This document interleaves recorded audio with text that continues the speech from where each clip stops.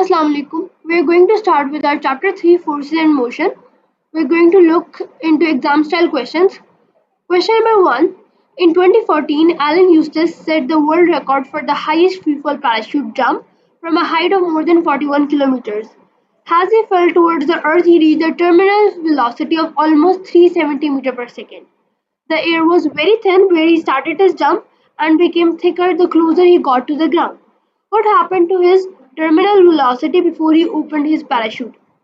So in this question what they are trying to say is कि हमारे पास एक इनिशियल थी और उसके बाद वो नीचे नीचे गिरा, ठीक है, और अब उसने कहा कि उसने टर्मिनल वेलोसिटी अटेन कर लिया है। टर्मिनल वेलोसिटी किस कब आती है? टर्मिनल वेलोसिटी तब आती है जब किसी बॉडी का ड्रैग फोर्स यानी कि in this case air resistance और जो ग्रेविटी है वो दोनों बैलेंस हो जाते हैं। इस पॉइंट पे हम लोग कहते हैं कि टर्मिनल वेलोसिटी एग्जिस्ट करती है और आपकी एक्सेलरेशन जो होती है वो स्टॉप कर जाती है, वो कंटिन्यू जीरो हो जाती है और जो टर्मिनल वेलोसिटी अकर कर जाती है, ठीक है। Terminal velocity stay constant, same रहती है वो हमारी। So but now in this case कि जैसे ही वो अर्थ के करीब आ रहा था तो एयर जो थी थिकर हो रही थी, दैट मीन्स एयर की डेंसिटी इंक्रीज। हम जैसे नीचे गए कि एयर की डेंसिटी जो थी वो इंक्रीज कर गई, जिसकी वजह से क्योंकि एयर की डेंसिटी इंक्रीज कर गई उसकी वजह से जो ड्रैग फोर्स थी यानी कि एयर रेजिस्टेंस थी वो फर्दर इंक्रीज कर गई। क्योंकि वो ज़्यादा इंक्रीज कर गई तो इससे क्या हुआ कि हमारी टर्मिनल वेलोसिटी कम हो गई, क्योंकि एक एक्स्ट्रा एयर डेंसिटी का जो फैक्टर था उसने हमारा एयर रेजिस्टेंस को इंक्रीज कर दिया, जिसकी वजह से टर्मिनल वेलोसिटी डिसरप्ट हो गई और वो रिड्यूस हो गई, बट वो ख़त्म नहीं हुई क्योंकि ग्रेविटी अभी भी कुछ ना कुछ नीचे पुल कर रही है। That is why the answer is going to be C. Question number 2.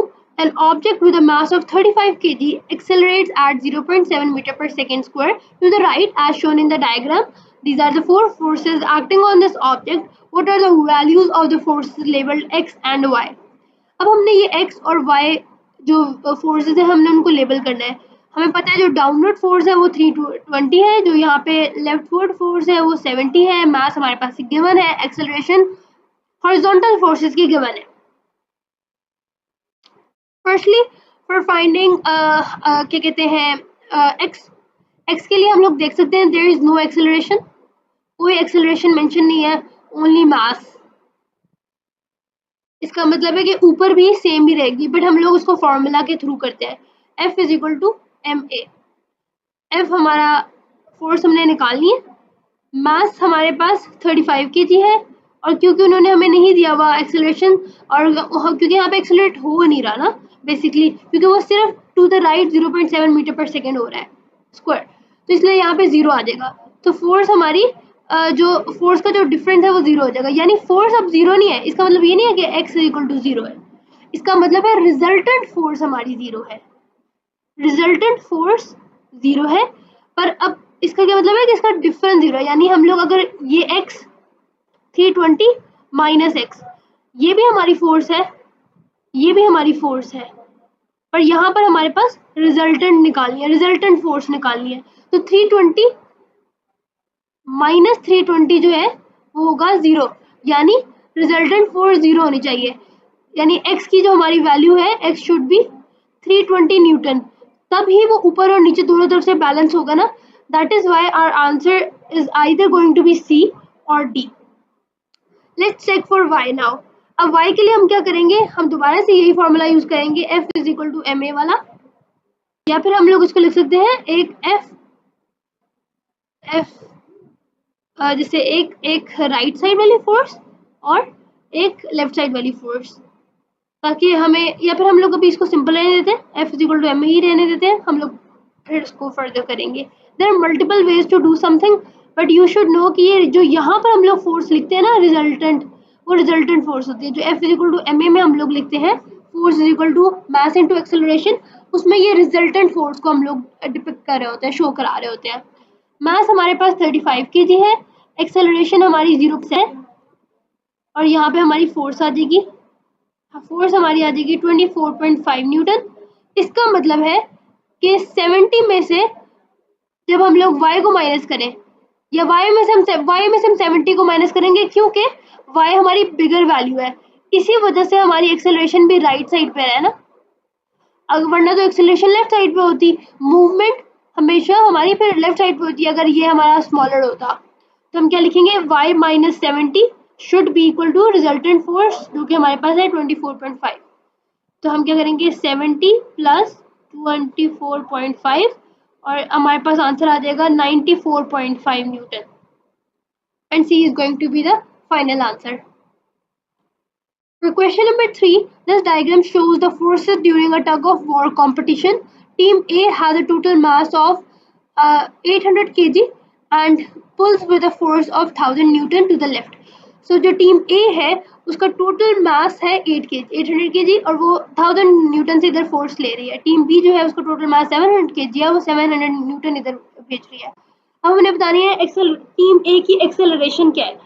अब हम लोग इसको फाइंड आउट करने के लिए हम लोगों ने सबसे पहले देखना ये है कि जो फोर्स हमारी इस तरफ एक्सर्ट हो रही है वो है 1000 और जो ऑपोजिट साइड पे एक्सर्ट हो रही है वो है 700, यानी कि रिजल्टेंट फोर्स जो है हमारी वो हो गई 300 न्यूटन रिजल्टेंट फोर्स।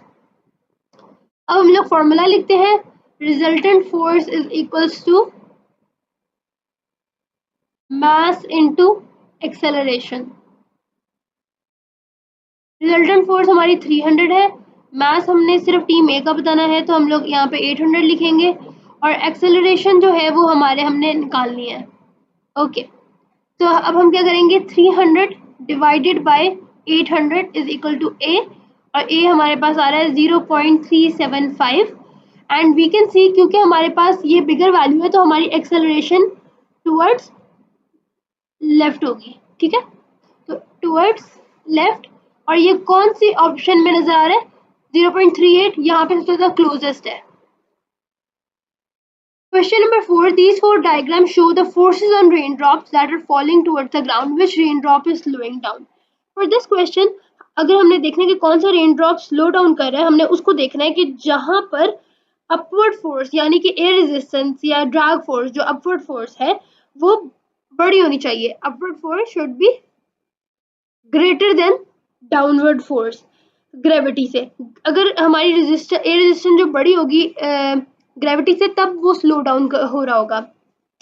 अब अगर हम लोग ए वाला देखें, ए के अंदर क्या हो रहा है, अपवर्ड फोर्स भी 2.6 है, डाउनवर्ड फोर्स भी 2.6 है, इसका मतलब है इसके अंदर ना तो कोई एक्सेलरेशन है, सिर्फ कांस्टेंट वेलोसिटी है। बी वाले में देखें 1.4 न्यूटन अपवर्ड्स है और 1.8 न्यूटन डाउनवर्ड्स है, 1.8 ग्रेटर है, दैट मीन्स यहाँ पर ये डाउनवर्ड एक्सेलरेट कर रहा है, डाउनवर्ड एक्सेलरेट कर रहा है।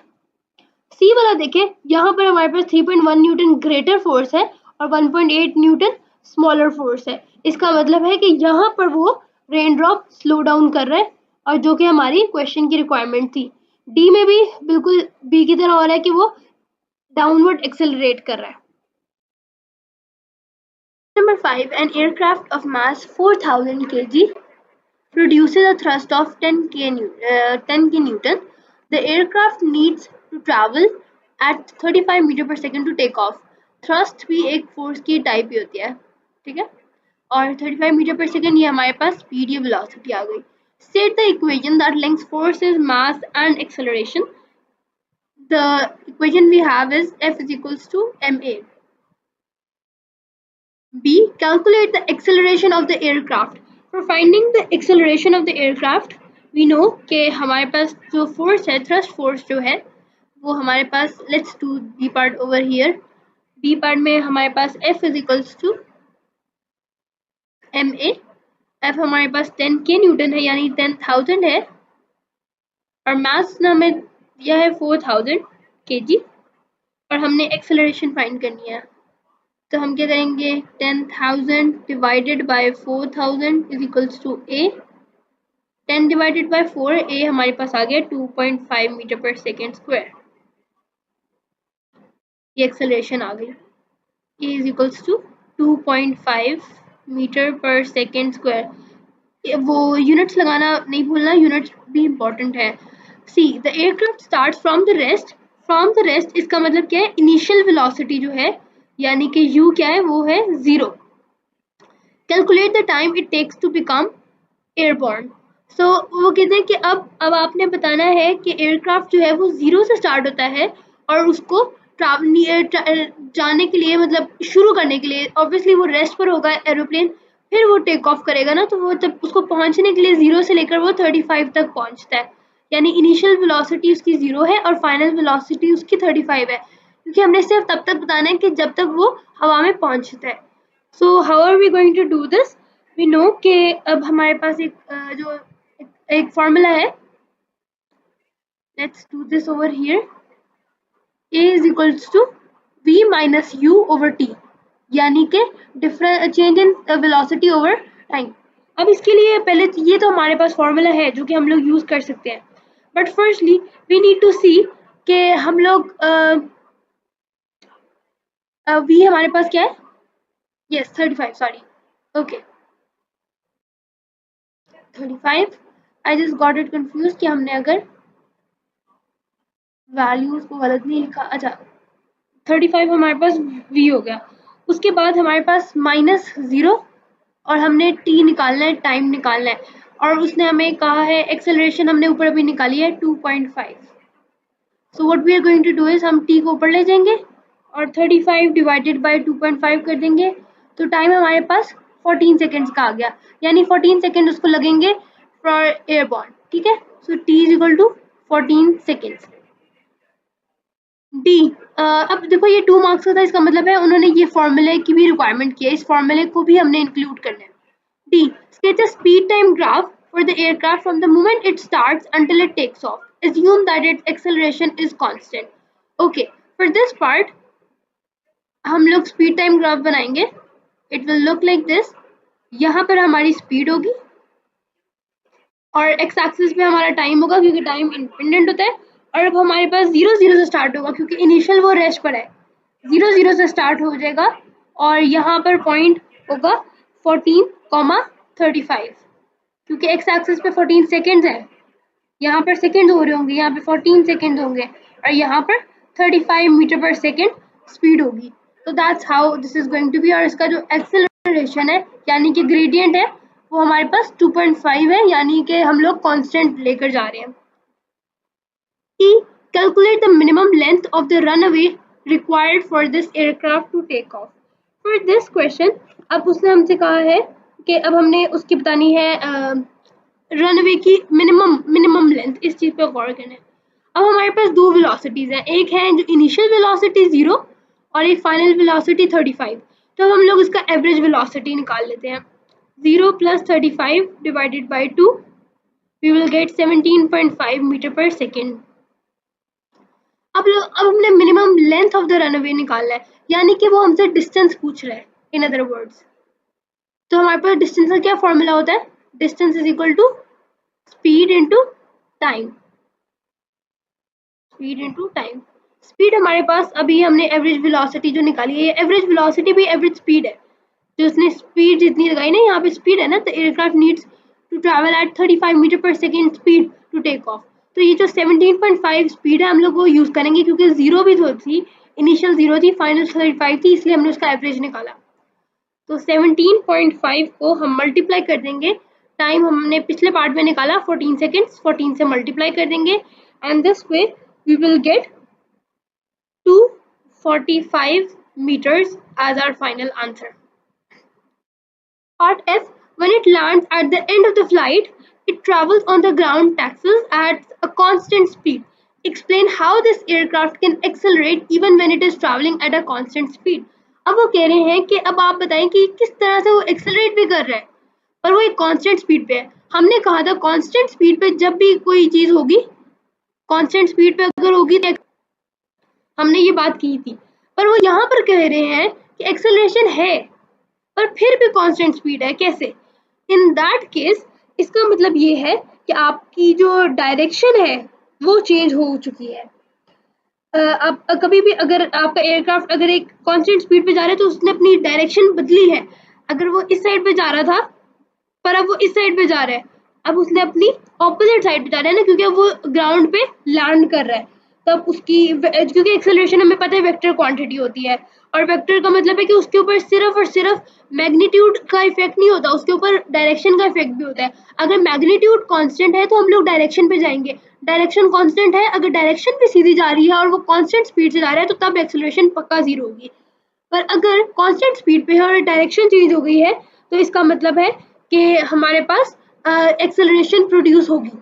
सो हम लोग क्या कहेंगे, change in, due to change in direction, due to change in direction.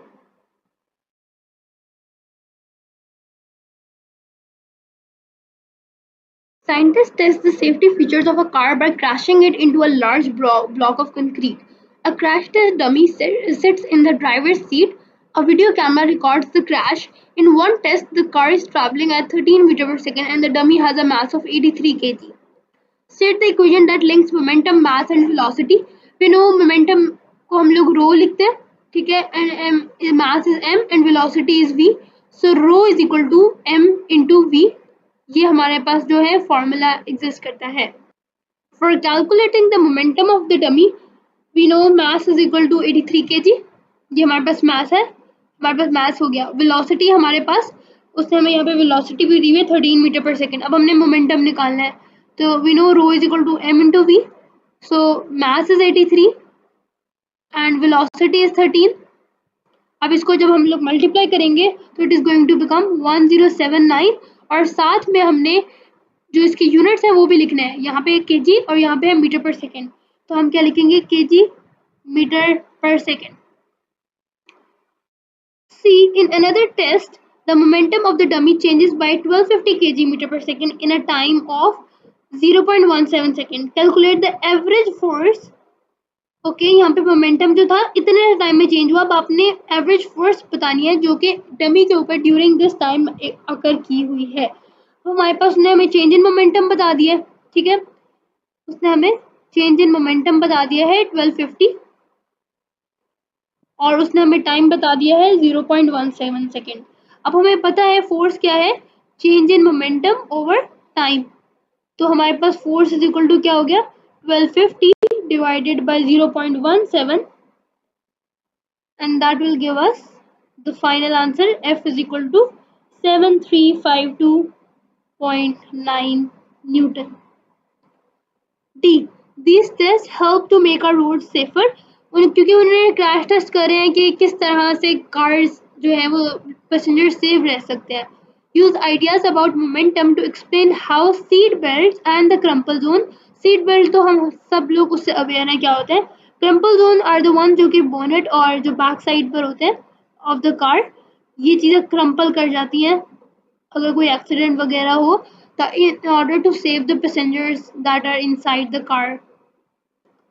So what it does is कि अगर आपकी जो कार है या जो उसका क्रम्पल जोन या सीट बेल्ट है वो आपको किस तरह से बचाती है कि जो टाइम है वो आपका बढ़ जाता है। आप जब आप एक कोलिजन होता है या आपका कोई क्रैश हुआ, कार का क्रैश हुआ, तो क्या होता है कि आपको रेस्ट पे पहुंचने के लिए थोड़ा सा आपके पास मजीद टाइम आ जाता है, ठीक है। आप फौरन एकदम से स्टॉप नहीं होते, ठीक है। आपके पास पहले ये क्रम्पल होगा, बोनेट क्रम्पल हुआ, उसके बाद वो आपके पास तक पहुंचा और आपने सीट बेल्ट की वजह से आप पीछे स्टक रहे।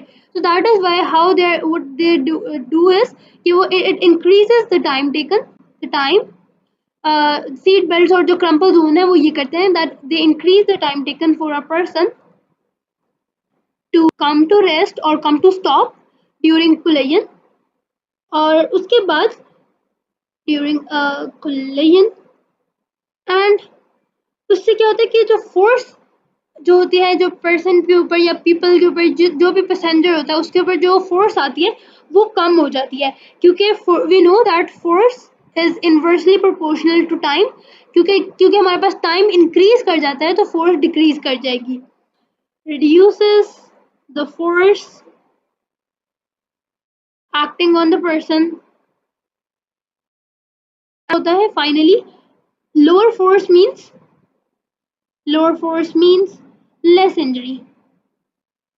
So that's how you are safe from a car crash अगर आपने सीट बेल्ट लगाई हुई है और आपके जो आपका क्रम्पल जोन है वो कार का बड़ा है, तो this is how it will help you out. And that's it for this